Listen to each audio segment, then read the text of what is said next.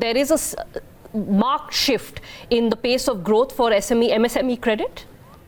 Yes, I mean, what we have seen actually on the commercial side is that there has been a slowdown in the last couple of quarters when we look at the growth. So overall, the growth stands at about 8.1%, but last few quarters we have seen that there has been a slowdown which has happened. And there also it was interesting to see the trends, Harshala, that it's one particular segment which is the medium-sized companies. I don't know how populated each individual segment is, but the medium-sized companies seem to be bearing the brunt. Yes, it is. I think it is the cascading effect of large corporates. There are issues, and that's kind of cascading to the medium segment where we are seeing the stress from a delinquency perspective. Okay. Any insights you can give us on how much of this is a consequence of the NBFC crisis? If one looks at the growth rates across NBFCs, private sector banks, public sector banks, etc., is the SME problem an NBFC consequence? So I think the NBFC sector in the last couple of years, what they kind of did was that the availability of finance for this sector from the NBFCs grew substantially in the last couple of years.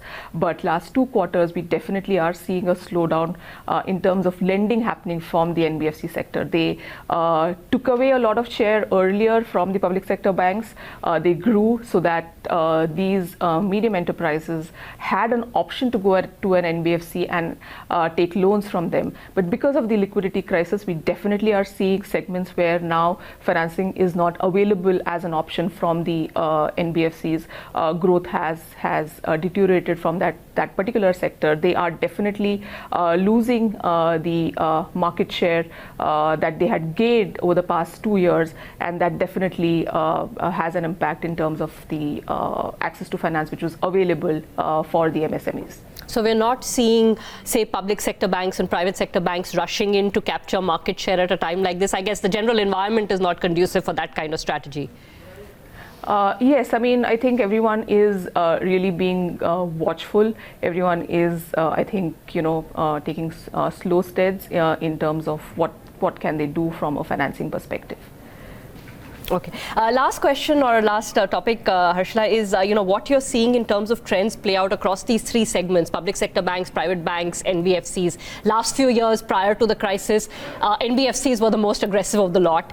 Public sector banks have been on the sidelines, but they have capital now, so potentially they can restart growth. And private banks have been very selective in where they go. Across product categories, what are you seeing? Yes, I mean, as you rightly mentioned, we are seeing that apart from the NBFCs losing their share, especially in the MSME segment, we are seeing that there is a deterioration in asset quality in that sector also. Whereas, again, across segments for private and for public sector banks, we are not seeing that kind of deterioration that we probably saw in the NBFC sector, and probably multiple reasons why that is happening specifically for the NBFC. One is, of course, the liquidity crunch which is there. The second is also the choice of borrowers. So we have seen, especially on the MSME side, that the lending has shifted towards borrowers with a low vintage. So borrowers with just 1 to 4 years of history, as against borrowers with a higher vintage.